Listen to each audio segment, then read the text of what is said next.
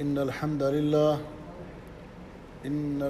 لله نحمده ونستعينه ونستغفره ونعوذ بالله من شرور أنفسنا ومن سيئات أعمالنا من يهده الله فلا مضل له ومن يضلل فلا هادي له وأشهد أن لا إله إلا الله وحده لا شريك له وأشهد أن محمدًا عبده ورسوله يا أيها الذين آمنوا اتقوا الله حق تقاته ولا تموتن إلا وأنتم مسلمون يا أيها الناس اتقوا ربكم الذي خلقكم من نفس واحدة وخلق منها زوجها وبث منهما رجالا كثيرا ونساء واتقوا الله الذي تساءلون به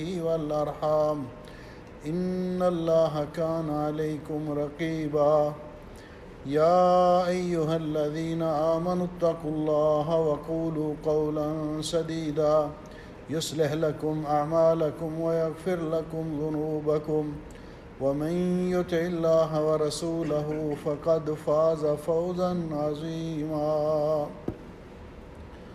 اللهم صل على محمد وعلى آل محمد كما صليت على إبراهيم وعلى آل إبراهيم إنك حميد مجيد اللهم بارك على محمد وعلى آل محمد كما باركت على إبراهيم وعلى آل إبراهيم إنك حميد مجيد أما بعد فيا أيها الناس إن خير الحديث كتاب الله وخير الهدي هدي محمد صلى الله عليه وسلم وشر الأمور محدثاتها وكل محدثة بدعة وكل بدعة ضلالة وكل ضلالة في النار أعوذ بالله السميع العليم من الشيطان الرجيم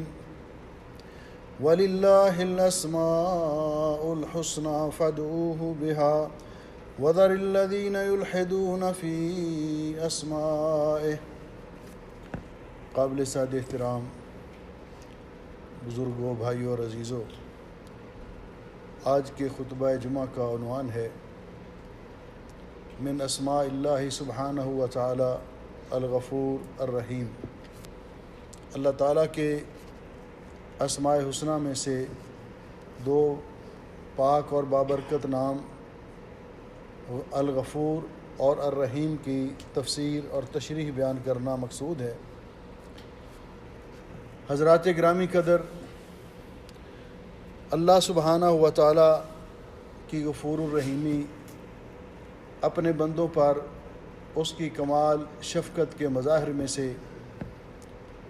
ایک مظہر یہ بھی ہے کہ اللہ سبحانہ و تعالی نے اپنے بندوں کے درس و عبرت کے لیے بہت سارے انتظام کیے ہیں تاکہ اللہ کے بندے نصیحت حاصل کر سکیں اور اس کی بنیاد پر آخرت کے عذاب اور آخرت کے دن کی سختیاں ان سے محفوظ رہ سکیں اور بچ سکیں۔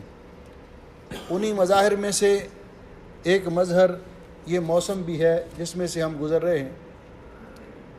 یہ شدت کی گرمی، حضرت ابو ہریرہ رضی اللہ تعالیٰ عنہ روایت فرماتے ہیں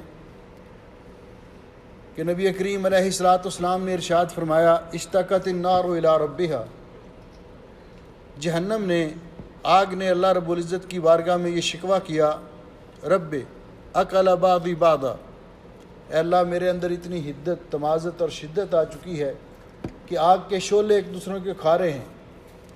فأذن لها بنفسین، تو اللہ رب العزت نے جہنم کو دو سانس لینے کی اجازت دی، نفس فی الصیف و نفس فی الشتاء، ایک سانس گرمیوں کے موسم میں اور ایک سانس سردیوں کے موسم میں۔ آپ نے فرمایا جب انتہا کی گرمی ہوتی ہے تو یہ جہنم کی سانس ہے، وہ بھاپ ہے جو چھوڑتی ہے، اور جب انتہا کی سردی ہوتی ہے تو یہ سردیوں میں جہنم کی وہ سانس ہے جو اس کو اللہ رب العزت نے اس کو لینے کی اجازت دی ہے۔ ہم یہ محسوس کر رہے ہیں کہ یہ گرمی جب کہ سورج ہم سے ہزاروں میل دور ہے، اس کی حدت اور تمازت ہم سے برداشت نہیں ہو رہی۔ ہم اس سے بچاؤ کے لیے اپنے وسائل کے مطابق انتظامات کرتے ہیں، کوئی اے سی لگواتا ہے، ایئر کولر لگواتا ہے۔ اگر کسی کے پاس یہ سہولتیں میسر نہیں تو کم از کم وہ کپڑے بھگو کر اوپر لے کر دن گزارتا ہے۔ اپنے وسائل کے مطابق اس گرمی سے ہم بچنے کی کوشش کرتے ہیں جب کہ سورج ہم سے ہزاروں میل دور ہے۔ حضرت مقداد رضی اللہ تعالیٰ عنہ بیان کرتے ہیں کہ رسول اکرم صلی اللہ علیہ وسلم نے فرمایا، قیامت کے دن تدنو الشمس من الخلائق، سورج مخلوق کے اس قدر قریب ہوگا، علی قدر میل، کہ 1 میل کے فاصلے پر ہوگا۔ صحابی بیان کرتے ہیں کہ میل سے مراد، مجھے اس کی وضاحت معلوم نہیں ہے کہ اس سے مراد وہ میل ہے جو دنیا کی مسافت اور فاصلہ ہے، یا کہ میل اس سرمچو کو بھی کہتے ہیں جس کے ساتھ آنکھوں میں سرما ڈالا جاتا ہے، کہ اس سے مراد کیا ہے۔ اگر میل بھی ایک میل بھی مسافت ہو تو اندازہ لگا لیں کہ اس وقت سورج کی حدت گرمی کی وجہ سے لوگوں کا کیا عالم ہوگا۔ نبی کریم علیہ الصلوۃ والسلام نے فرمایا کہ اس کی وجہ سے لوگوں کے دماغ ابل رہے ہوں گے جس طرح ہنڈیا آگ پہ ابلتی ہے، اور لوگ اپنے اپنے گناہوں کی مقدار سے پسینے میں غرق ہوں گے۔ کسی کے ٹخنوں تک ہوگا، کسی کے گھٹنوں تک ہوگا، کسی کی ناف تک ہوگا، کسی کے منہ میں پسینہ پڑ رہا ہوگا۔ اس گرمی اور اس شدت اور حدت سے بچنے کے لیے اللہ سبحانہ و تعالیٰ کا یہ ہم پر خاص فضل و کرم ہے اور شفقت ہے کہ اس نے ہمیں اس سے متعارف بھی کروایا اور پھر اس سے بچنے کے لیے اسباب بھی بتلائے۔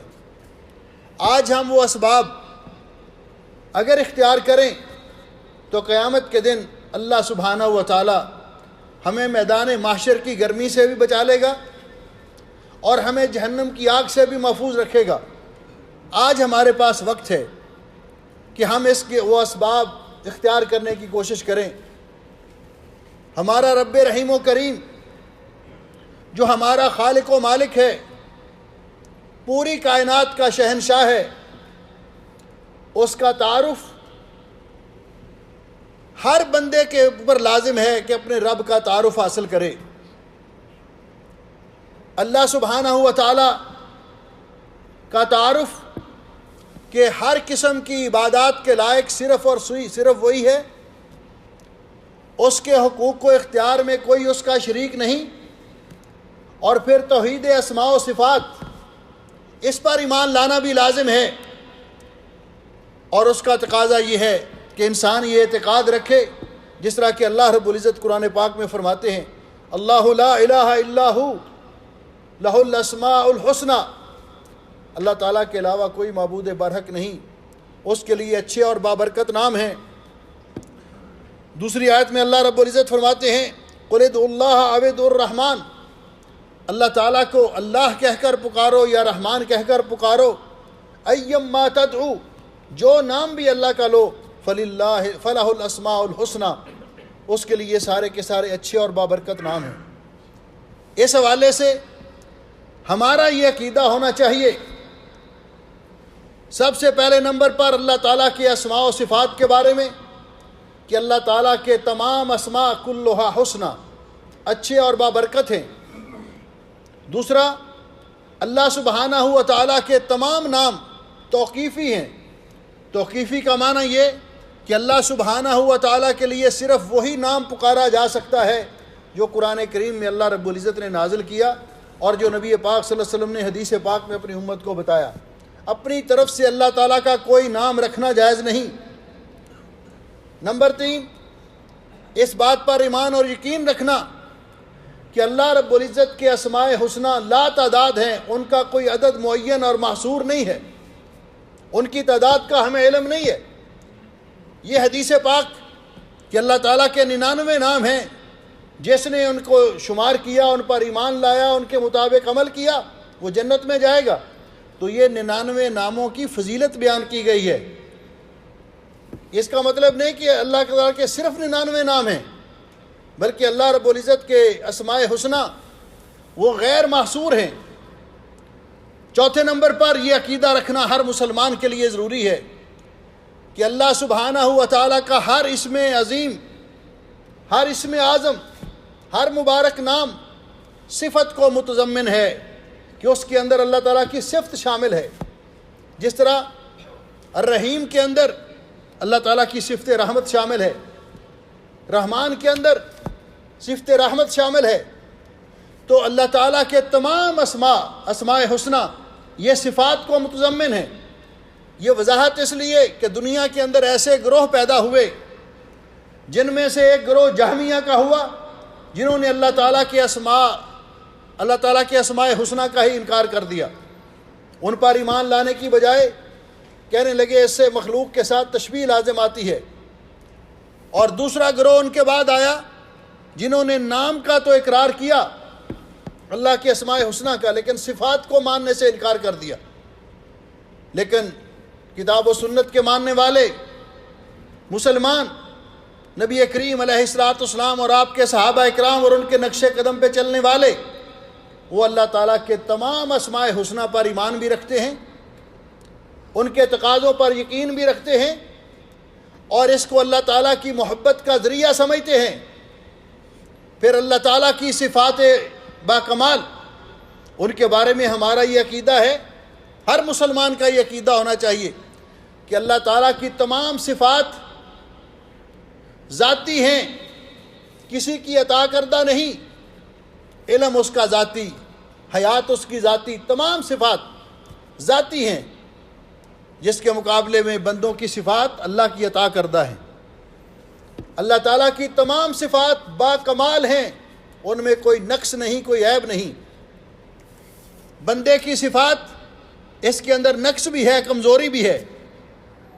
اللہ تعالیٰ کی تمام صفات دائمی اور ابدی ہیں، اس کے مقابلے میں بندوں کی صفات فانی اور عارضی ہیں۔ اللہ تعالیٰ کی تمام صفات میں اللہ تعالیٰ کا کوئی شریک نہیں، وہ وحدہ لا شریک ہے۔ یہ اعتقاد ہمارا اپنے رب رحیم و کریم کے بارے میں ہونا چاہیے۔ آج جو 2 اسماء حسنہ جن کی تشریح کرنا مقصود ہے، خطبے کا ٹائم چونکہ تھوڑا ہوتا ہے، موسم بھی گرمی کا ہے، ان میں سے پہلا اسم کریم الغفور ہے۔ اللہ تعالیٰ کا یہ مبارک، یہ بابرکت نام قرآن پاک کی تقریباً 90 آیات کریمہ کے اندر مذکور ہوا ہے۔ اس کا معنی کیا ہے؟ اللہ سبحانہ و تعالیٰ نے کئی مقامات پر اس کو اس طرح ذکر کیا، الا ان اللہ هو الغفور الرحیم، انہ هو الغفور الرحیم وربک الغفور ذو الرحمہ۔ غفرہ کا معنی اصل میں ہوتا ہے کسی چیز پہ پردہ ڈالنا، الستر والتغطیہ، کسی چیز کو چھپا دینا، اس کو ڈھانپ دینا، اس پہ پردہ ڈال دینا۔ ان معنوں میں جب ہم اس میں پاک اور اللہ تعالیٰ کے اس مبارک نام پر غور کرتے ہیں تو اس کا معنی یہ ہے کہ اللہ سبحانہ و تعالیٰ الغفور، غفور ہے، اور غفور فعول کے وزن پر مبالغے کا صیغہ ہے، یعنی بہت زیادہ معاف کرنے والا، بخشنے والا، بہت زیادہ بخشنے والا، اور ہر قسم کے گناہوں کو بخشنے والا۔ اس کے اندر اصل مادہ چونکہ ستر ہے کہ وہ مالک انسانوں کے گناہوں کو اس قدر معاف کر دیتا ہے رازداری میں، پردے کے ساتھ، کہ کسی کو کانوں کان بھی خبر نہیں ہونے دیتا۔ کیونکہ معافی کی ایک صورت یہ بھی ہے کہ کسی مجرم کو کٹہرے میں کھڑا کیا جائے اور اسے کہا جائے کہ آپ کا یہ جرم بھی ہے، یہ جرم بھی ہے، یہ جرم بھی ہے، اور لوگ سن رہے ہوں، اور آخر میں کہا جائے کہ ہم نے آپ کو معاف کیا۔ معافی کی یہ صورت بھی ہے، لیکن اس سے بھی اعلیٰ اور بہترین صورت یہ ہے کہ معاف کرنے والا معاف کرنے پر قادر بھی ہو، معاف بھی کر دے اور کسی کو کان و کان خبر نہ ہونے دے۔ پیارے نبی حضرت محمد رسول اللہ صلی اللہ علیہ وسلم نے فرمایا اس کے بارے میں کہ قیامت کے دن عن ابن عمر رضی اللہ تعالیٰ عنہما، حضرت عبداللہ ابن عمر رضی اللہ تعالیٰ عنہما بیان کرتے ہیں، قال قال رسول اللہ صلی اللہ علیہ وسلم یدنو احدکم من ربہ، قیامت کے دن ایک شخص اللہ رب العزت اس کو اپنے قریب کریں گے، حتی یضع کنفہ علیہ، اس پر اپنا پردہ ڈال دیں گے، فیقول، تو اللہ رب العزت اسے فرمائیں گے عملت قضا و قضا، اور میرے بندے، یعنی رازداری سے اس سے بات کریں گے، تو نے یہ گناہ کیا، تو نے یہ گناہ کیا؟ وہ بندہ یقول نعم، اقرار کرتا جائے گا اور کہے گا عملت قضا و قضا، فیقول، تو اللہ رب العزت فرمائیں گے نعم، تو نے یہ گناہ کیے، مجھے بھی پتہ ہے،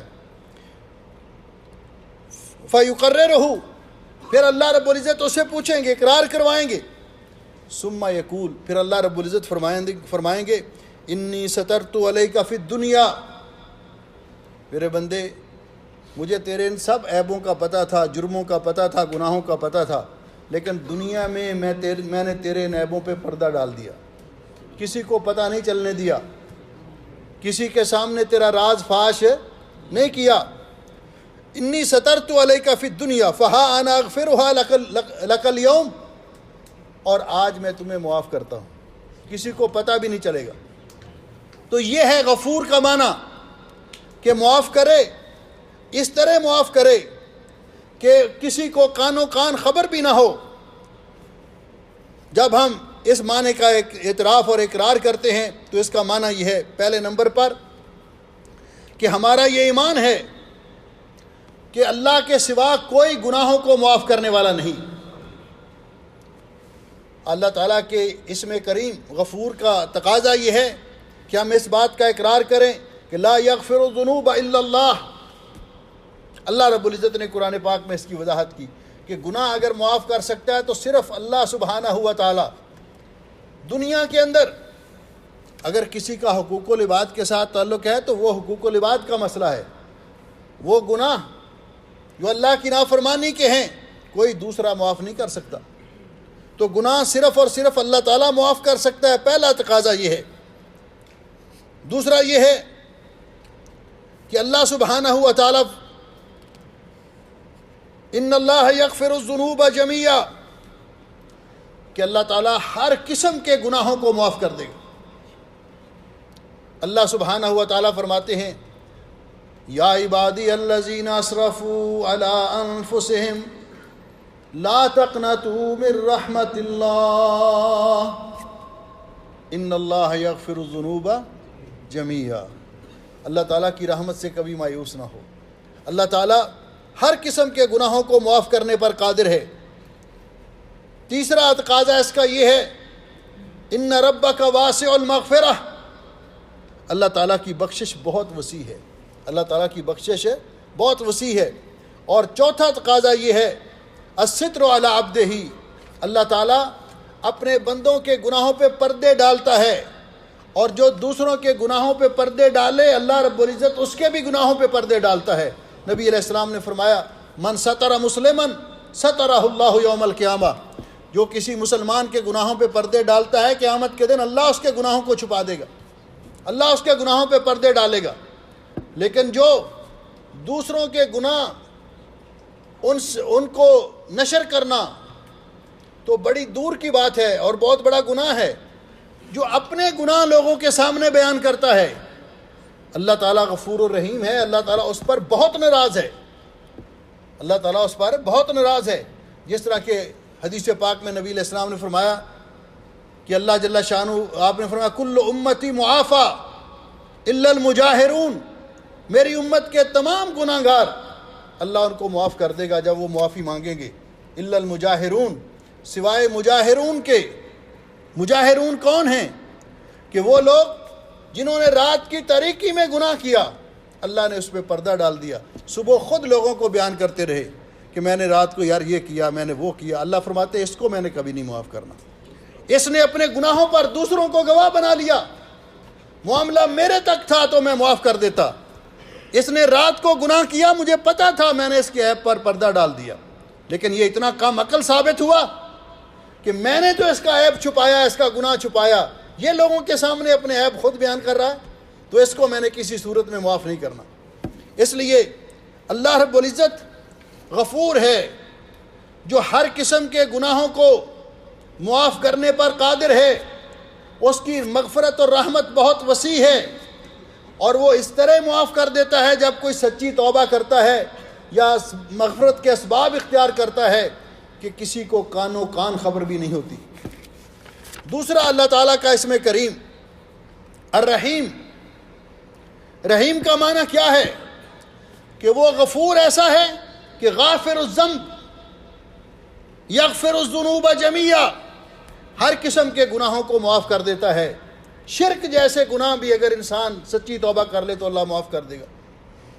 اور اللہ رب العزت کی رحمت کی غفور الرحیمی کا تقاضا اور مظہر تو یہ بھی ہے، اللہ فرماتا ہے ان اللہ لا یغفر ان یشرک بہ ویغفر ما دون ذلک لمن یشاء، کہ اگر کوئی آدمی دنیا سے چلا گیا، کبیرہ گناہ اس سے ہو گئے، توبہ کرنے کا موقع نہیں ملا، اگر اس کے گناہوں میں شرک نہ ہوا تو میں اس کے گناہ چاہوں تو معاف کر دوں، چاہوں تو اس کے گناہوں کے برابر سزا دے کر بالآخر جنت میں لے آؤں گا۔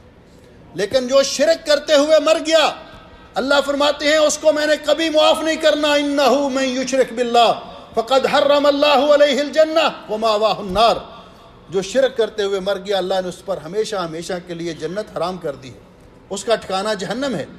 اس لیے ہمیں اس بات پر ایمان اور یقین رکھتے ہوئے اللہ سے ڈرتے بھی رہنا چاہیے، کیونکہ اس نے خود فرمایا ہے کہ اللہ تعالیٰ کو غفور الرحیم، اس پر ایمان رکھتے ہوئے بلا وجہ دلیر نہ ہو جانا۔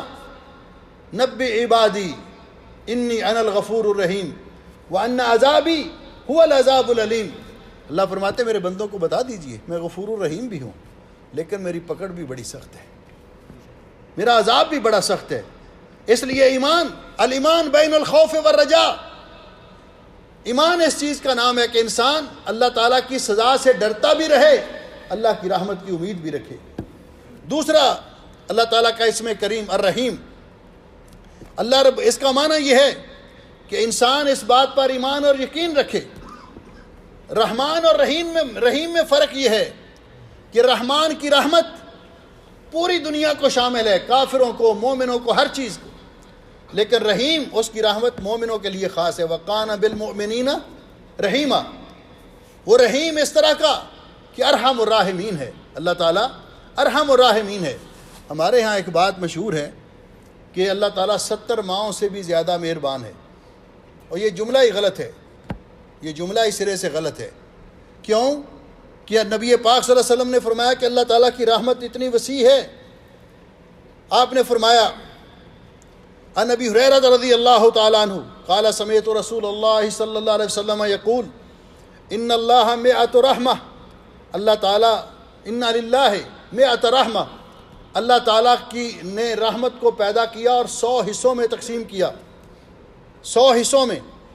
انزل منہا رحمتا واحدہ بین الجن والانس والبہائم والحوام، اللہ تعالیٰ نے اس 100واں حصہ جو رحمت کا ہے اس کو زمین پہ اتارا، جس کو تقسیم کیا انسانوں، جنوں، چرند پرند، حشرات الارض، سب کے درمیان۔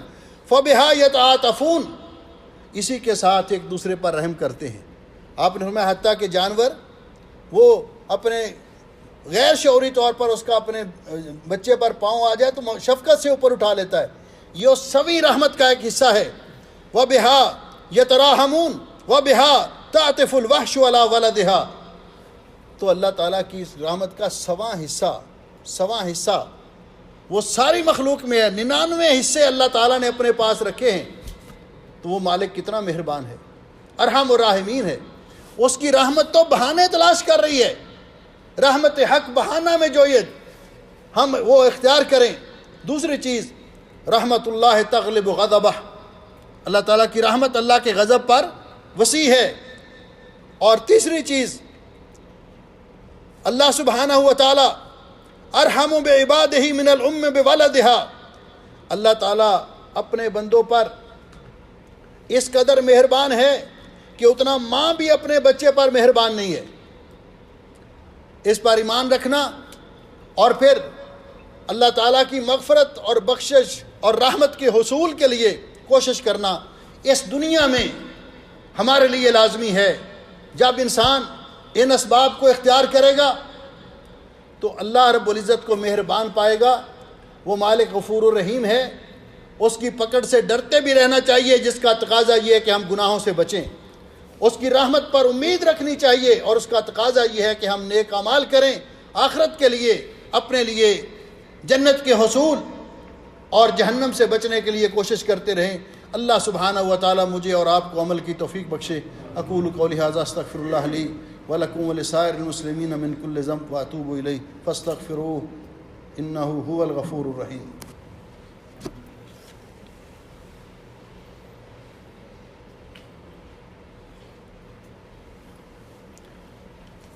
ان الحمد للہ نحمده ونستعینه ونستغفره ونعوذ باللہ من شرور انفسنا ومن سیئات اعمالنا من يهده الله فلا مضل له ومن يضلل فلا هادي له اشهد ان لا الہ الا اللہ وحدہ لا شریک لہ واشهد ان محمدا عبدہ ورسولہ۔ اما بعد، محترم بھائیو اور عزیزو، اس آدمی سے بڑا غافل اور کوتاہ دست کوئی نہیں ہے جس آدمی کو اتنا ارحم الراحمین رب ملے، اللہ سبحانہ و تعالی جس کی رحمت اتنی وسیع ہو کہ وہ لوگوں کو پکار رہی ہو، امڑ امڑ کے آ رہی ہو، اور پھر بھی وہ اپنی بخشش کا سامان پیدا نہ کر سکے۔ ذرا آپ غور کریں کہ اللہ سبحانہ و تعالی کس قدر مہربان ہے کہ اس مالک نے فرمایا من جاء بالحسنۃ فلہ عشر امثالھا، جو آدمی نیکی کرے گا تو اس کا اجر اس کو 10 گنا ملے گا۔ 10 گنا سے بھی بڑھا کر اللہ تعالیٰ 100 گنا تک بڑھا دیتے ہیں۔ ومن جاء بالسیئۃ فلا یجزا الا مثلھا، اور جو گناہ کرے گا تو اس کے کھاتے میں ایک ہی جرم لکھا جائے گا، یعنی نیکی کرے تو 700 گنے تک اس کا اجر بڑھ جائے، گناہ کرے تو ایک ہی جرم لکھا جائے، تو اس سے بڑھ کر اللہ تعالیٰ کی رحمت کی وسعت اور کیا ہوگی۔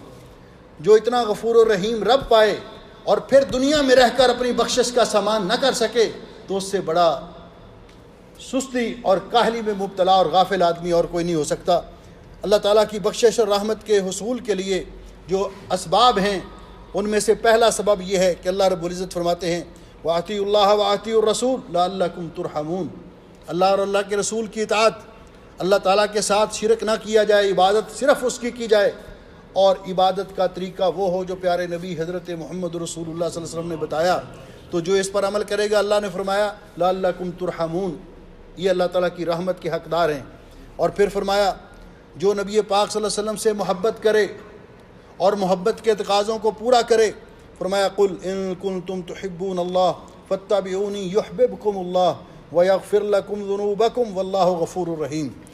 اگر تم چاہتے ہو کہ اللہ تم سے محبت کرے تو پھر میری پیروی کرو، میری سنت پر عمل کرو، میرے طریقے کو اپناؤ۔ اگر تم میرے طریقے کو اپناؤ گے تو یہ اللہ کی محبت کے حصول کا ذریعہ ہے، تو اللہ تعالیٰ تمہارے گناہوں کو ایسے معاف کر دے گا کہ کسی کو کانو کان خبر بھی نہیں ہوگی۔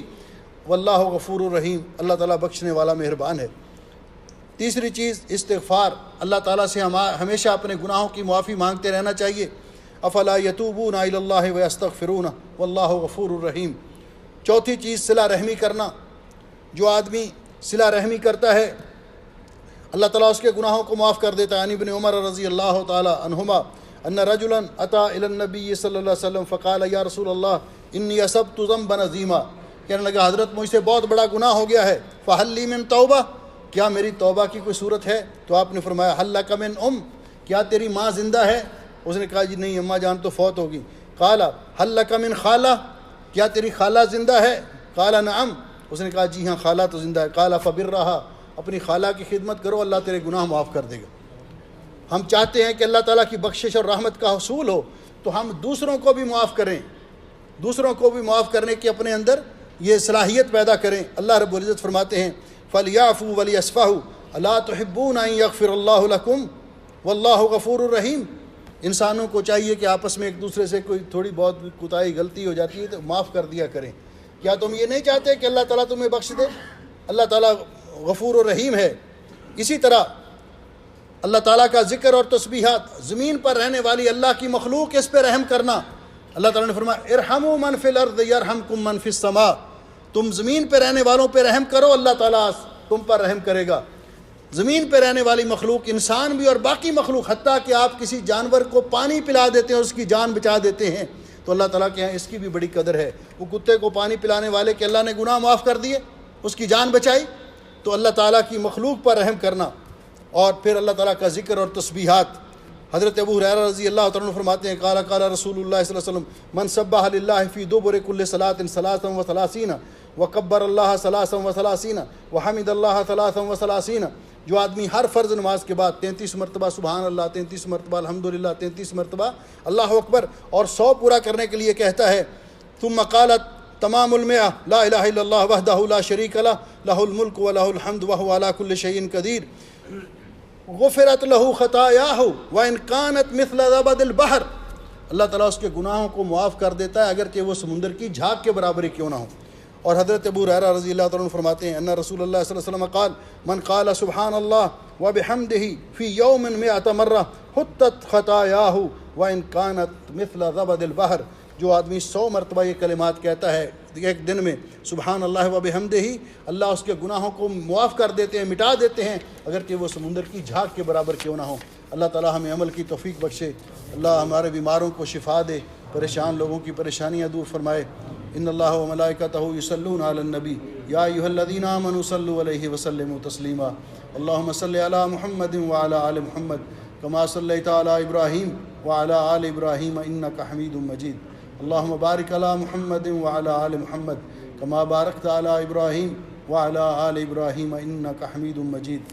ربنا ظلمنا انفسنا وإن لم تغفر لنا وترحمنا لنكونن من الخاسرين، اللهم اشف مرضانا ومرضى المسلمين، اللهم اغفر للمسلمين الميتين، اللهم أنت الله لا إله إلا أنت نستغفرك ونتوب إليك، نستغفرك ونتوب إليك، اللهم اجعل هذا البلد آمنا مطمئنا رخاء سخاء وسائر بلاد المسلمين، ربنا آتنا في الدنيا حسنة وفي الآخرة حسنة وقنا عذاب النار، سبحان ربك رب العزة عما يصفون وسلام على المرسلين والحمد لله رب العالمين۔ صفحہ درست کرنا۔